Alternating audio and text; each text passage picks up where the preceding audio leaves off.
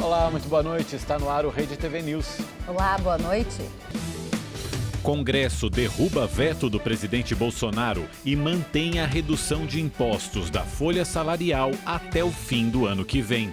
Operação da Polícia e da Receita Federal prende acusados de movimentar R$ 1 bilhão do tráfico de drogas.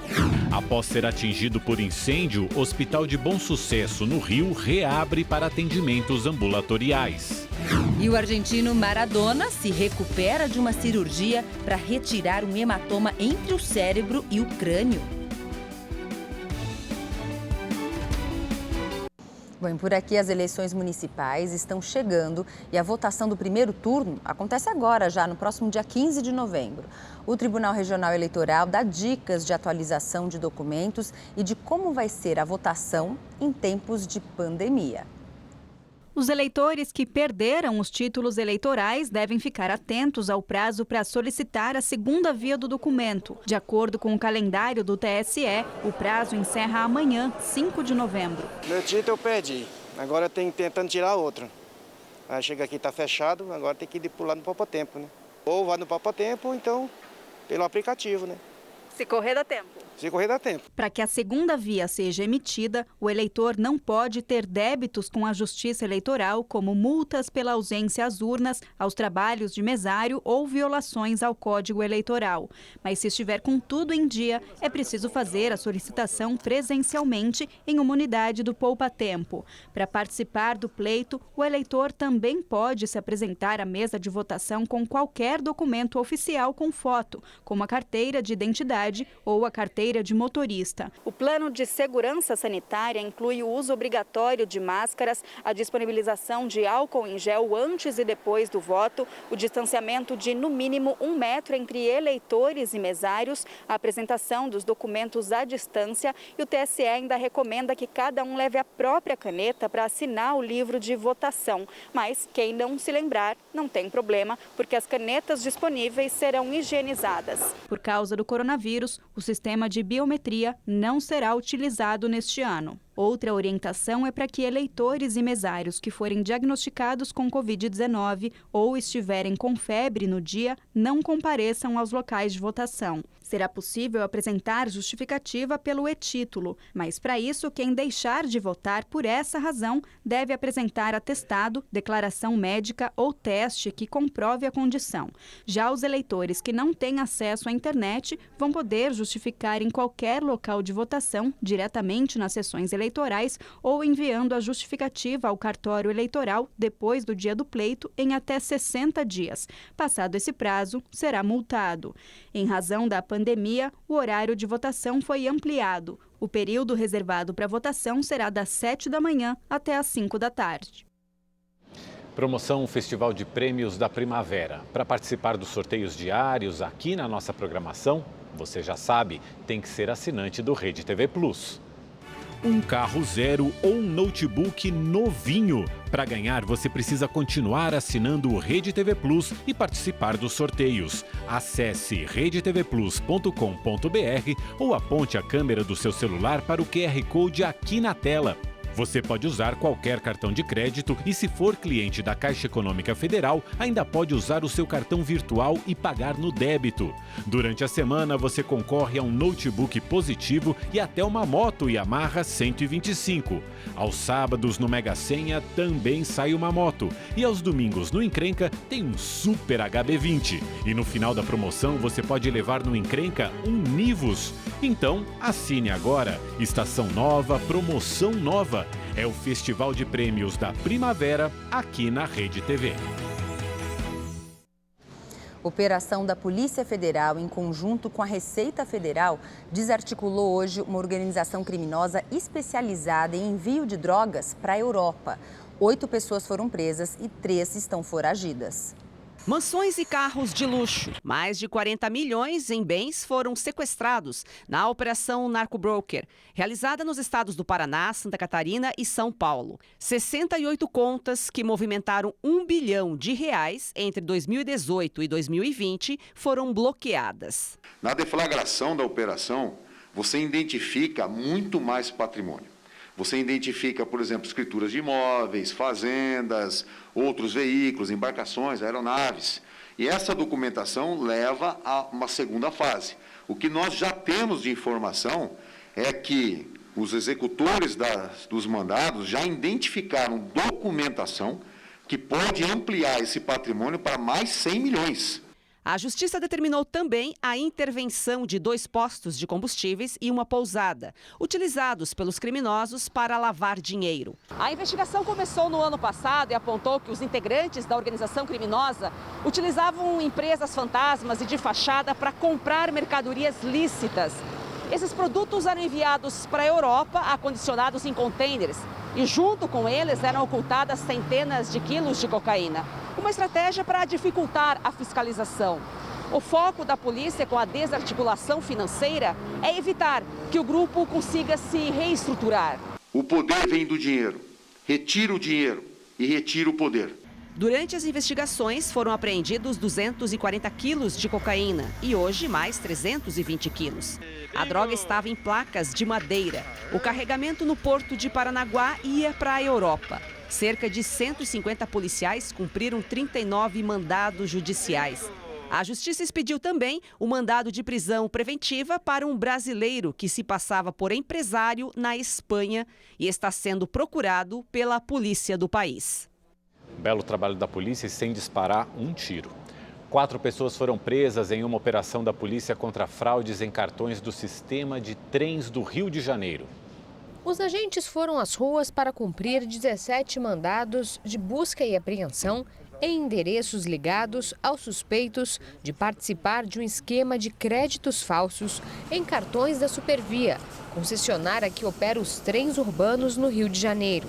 4 homens foram presos em flagrante. Eles estavam nas estações com centenas de cartões fraudados. Eles abordavam as pessoas oferecendo aquela passagem, né, na roleta. Eles mesmos passavam o cartão pela roleta por um valor menor do que aquele que seria adquirido de forma lícita nas bilheterias. De acordo com a polícia, existia uma divisão de tarefas entre os membros da quadrilha. Um dos líderes, conhecido como o Mágico, é especialista em tecnologia e responsável por desbloquear a chave de segurança dos cartões, recarregar por meio de um programa de clonagem e repassar para a revenda. Abaixo dos líderes estão os gerentes, responsáveis pela coleta e distribuição dos cartões e do dinheiro. Eles também recrutavam os chamados cavalos, que eram os homens que vendiam os cartões nas estações. Os suspeitos também agiam como olheiros, para alertar sobre possíveis ações policiais ou de seguranças da Supervia. Que a pessoa que compra essa passagem, tendo a consciência disso, ela está cometendo ilícito também, entendeu? E as investigações vão continuar e, se porventura a gente conseguir vislumbrar a existência de uma pessoa que recorrentemente faça isso, ela responderá também pelos delitos. As investigações apontaram que o esquema causou um prejuízo de cerca de 15 milhões de reais para a empresa. Os suspeitos poderão responder pelos crimes de estelionato, descaminho e organização criminosa. As penas podem chegar a 18 anos de prisão. A Supervia informou que tem se empenhado para desenvolver soluções tecnológicas que impeçam as fraudes nos validadores. O Ministério Público do Rio de Janeiro denunciou à Justiça o senador Flávio Bolsonaro, do Republicanos, o ex-assessor parlamentar Fabrício Queiroz e outros 15, investigados por organização criminosa, peculato, lavagem de dinheiro e apropriação indébita. Eles são suspeitos de participação no esquema de rachadinha no antigo gabinete de Flávio na Assembleia Legislativa do Rio entre 2007 e 2018. A defesa do senador Flávio Bolsonaro afirmou que a denúncia já era esperada, mas não se sustenta. A defesa de Fabrício Queiroz disse que vai contestar as provas apresentadas e provar a inocência do ex-assessor parlamentar. O Hospital Federal de Bom Sucesso, no Rio de Janeiro, que foi atingido por um incêndio na semana passada, retomou os atendimentos ambulatoriais. A unidade é uma das maiores do estado e atende principalmente pessoas em tratamento do câncer e que fizeram transplantes. 8 dias depois do incêndio, o Hospital de Bom Sucesso reabriu 4 dos 6 prédios da unidade para receber pacientes. Quem tinha consulta marcada foi atendido. Em 2019, que eu fiz o primeiro exame. Aí veio esse problema do Covid, aí cancelaram. Fiz os exames todos. Aí eles me ligaram para minha casa para me fazer os exames todos de novo. E eles vão me operar em 2021. Segundo o Ministério da Saúde, quem deixou de ser atendido enquanto a unidade esteve fechada será procurado para um novo agendamento. Hoje, com a reabertura, tiveram prosseguimento os serviços de consultas ambulatoriais, sessões de quimioterapia, entrega de medicamentos oncológicos, realização de exames ambulatoriais, retirada de resultados e doação de sangue. Tomara que não feche, né? Porque a gente precisa, né? Ainda mais a gente que não é assim, não temos condições financeiras boas. E a gente precisa de um hospital. A expectativa é de que o prédio 1, onde o fogo começou, possa voltar a funcionar em 60 dias. Enquanto isso, os atendimentos de emergência, cirurgias, internações, exames de imagem e serviços de hemodiálise seguem suspensos. O incêndio que atingiu o Hospital de Bom Sucesso no dia 27 de outubro começou no subsolo do prédio e se alastrou para o almoxarifado. No mesmo edifício ficam as salas de raio-x e as enfermarias. 192 pacientes tiveram que ser transferidos às pressas para outras alas da unidade. 8 morreram. A Polícia Federal investiga as causas do incêndio. A Fundação Oswaldo Cruz anunciou hoje que os primeiros resultados de segurança e eficácia da vacina contra a Covid-19, desenvolvida pela Universidade de Oxford e a farmacêutica AstraZeneca, serão apresentados à Agência Nacional de Vigilância Sanitária no início de dezembro. A expectativa é que o imunizante seja aprovado entre janeiro e fevereiro e a vacinação comece em março. A Fiocruz espera entregar cerca de 210 milhões de doses da vacina em 2021. 100 milhões somente no primeiro semestre. O presidente Jair Bolsonaro afirmou num parecer enviado ao Supremo Tribunal Federal que o Ministério da Saúde não dá tratamento diferenciado entre as vacinas em desenvolvimento pela China e pela Universidade de Oxford. O documento, assinado pelo presidente e pela Advocacia Geral da União, defende que a compra de qualquer vacina exige comprovação científica de segurança e eficácia, além da aprovação da Anvisa, e que assim que as vacinas passarem por todas as fases de avaliação, o medicamento será registrado e disponibilizado para a população. Bolsonaro e a AGU prestaram informações atendendo a um pedido do ministro Ricardo Lewandowski, que é o relator de ações sobre a obrigatoriedade da vacinação contra o novo coronavírus. E agora vamos para a previsão do tempo com Igor Silveira. Olá, boa noite. A quinta-feira começa com o início da formação de uma nova onda frontal que deve alinhar o canal de umidade que liga o sudeste e a região norte do Brasil. Essa onda promete chuva forte nessas regiões, com risco de temporais e ventos fortes. Por isso, a previsão é de chuva em partes de Minas Gerais, no Espírito Santo e também no leste de São Paulo. No Rio de Janeiro, o dia segue instável, com possibilidade de chuva a qualquer hora do dia, e esse tempo só dá uma trégua no final de semana. 24 graus amanhã, 23 na sexta e no domingo 26 graus. E uma forte chuva atingiu Curitiba na tarde de ontem e as ruas das cidades ficaram cobertas por granizo. A Defesa Civil informou que recebeu mais de 60 ocorrências de casas que foram destelhadas pelos fortes ventos. Amanhã o dia segue nublado em toda a região e não tem previsão de chuva. Em Porto Alegre, a máxima não passa dos 24 graus. Já no centro-oeste, o dia será quente e em Cuiabá, os termômetros registram 40 graus.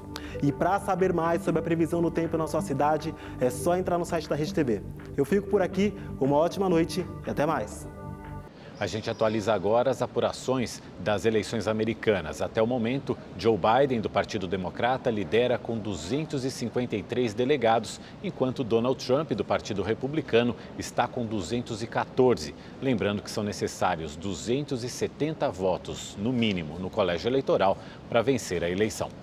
E vamos aos números da Covid-19 no Brasil. De acordo com o Ministério da Saúde, mais de 5 milhões e 64 mil pessoas já se recuperaram da doença. Outras 364 mil continuam em acompanhamento. O país acumula mais de 161 mil mortes provocadas pelo vírus. O ministro Edson Fachin, do Supremo Tribunal Federal, negou o pedido do ex-presidente Lula para suspender a análise do caso do Tríplex em Guarujá pelo Superior Tribunal de Justiça. A defesa do petista alega que a corte não esperou a decisão do STF sobre a suspeição do ex-juiz Sérgio Moro, responsável pelo processo que levou à condenação do ex-presidente. Na decisão, Fachin afirmou não haver ilegalidade para suspender o andamento do processo. Fachin já havia negado um outro recurso da defesa de Lula na semana passada. O Superior Tribunal de Justiça foi vítima de um ataque hacker. A rede de tecnologia da corte foi invadida durante sessões dos colegiados das 6 turmas. O STJ informou que acionou a Polícia Federal para investigar o caso e que a equipe de tecnologia está trabalhando na recuperação dos sistemas. Por precaução, os prazos processuais e julgamentos estão suspensos. E vamos a mais uma atualização da apuração das eleições norte-americanas. De acordo com a agência Associated Press, o candidato Joe Biden, do Partido Democrata, está liderando agora com 264 delegados, enquanto Donald Trump, do Partido Republicano, está com os mesmos 214. Lembrando que são necessários 270 votos no colégio eleitoral para vencer. Aqui pelo Brasil, deputados e senadores decidiram derrubar o veto presidencial, prorrogando assim a desoneração da folha de pagamento das empresas até 2021. 430 deputados e 64 senadores votaram pela derrubada do veto do presidente Jair Bolsonaro contra a prorrogação da desoneração de folha de pagamento de 17 setores da economia que são responsáveis por empregar mais de 6 milhões de pessoas. A desoneração da folha permite que as empresas contribuam para a Previdência Social com um percentual sobre a receita bruta, ao invés do recolhimento de 20% sobre a folha de pagamento. Com a decisão de hoje, a desoneração da folha de pagamento será prorrogada até o fim de 2021 e não mais até o fim deste ano, como previa a lei atual.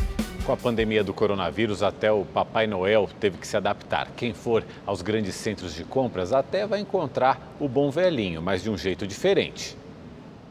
Ele encanta gerações e faz parte da magia do Natal.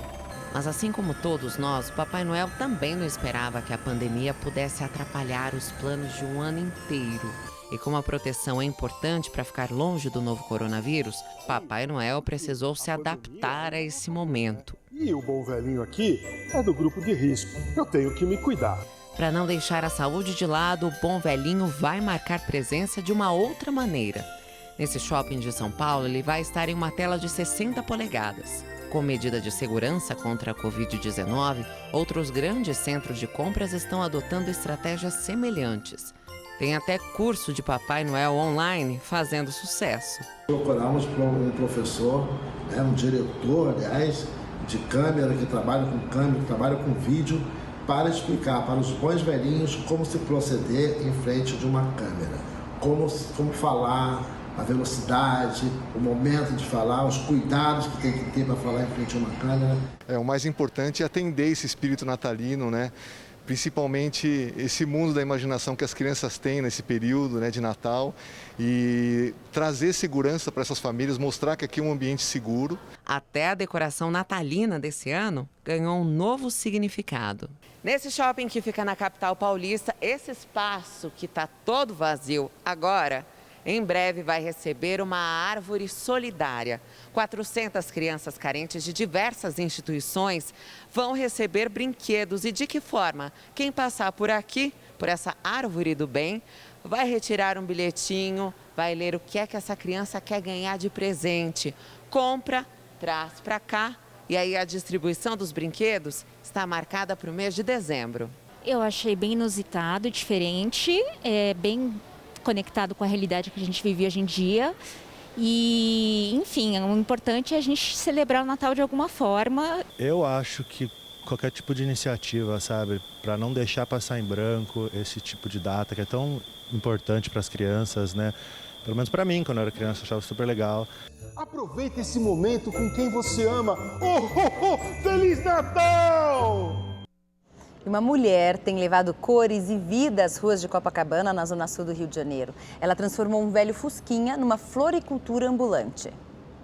Um Fusca verde 1969 enfeitado, muito enfeitado, com todo tipo de flores e cores.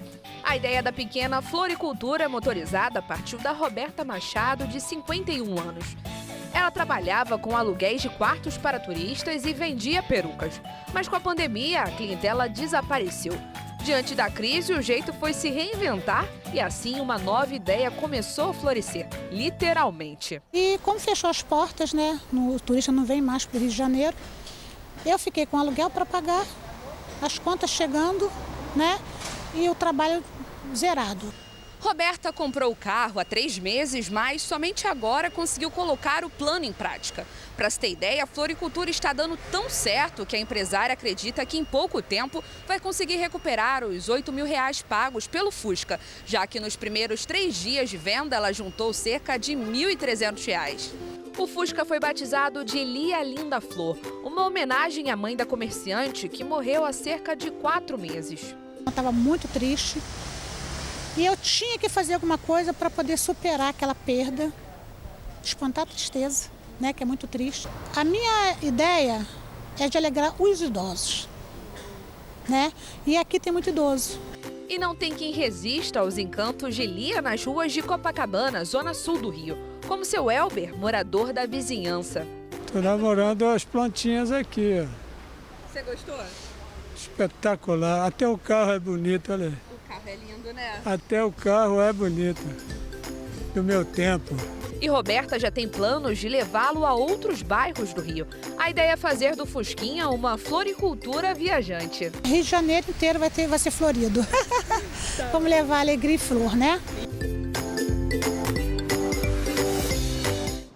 Diego Maradona passa bem após uma cirurgia para retirar um edema na cabeça. Vamos ver com a repórter Luciana Tadeu.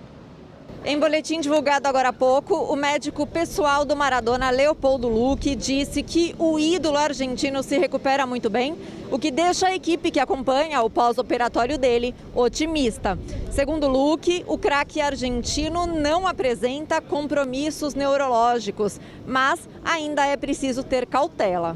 Maradona foi operado na noite de ontem para a retirada de um hematoma entre o crânio e o cérebro. E desde então, fãs se reúnem aqui na porta do hospital para apoiar o ídolo com bandeiras, cantos e imagens do craque. Luciana Tadeu, de Olivos, na Grande Buenos Aires, para o Rede TV News. E vamos a mais uma atualização da apuração das eleições norte-americanas. De acordo com a agência Associated Press, Joe Biden, do Partido Democrata, continua liderando com 264 delegados, enquanto Donald Trump, do Partido Republicano, está com os mesmos 214. Biden está a apenas 6 pontos para os 270 necessários para vencer. O Rede TV News de hoje fica por aqui. Obrigado pela companhia, boa noite e até amanhã. Uma ótima noite para você, a gente se vê amanhã. Tchau, tchau.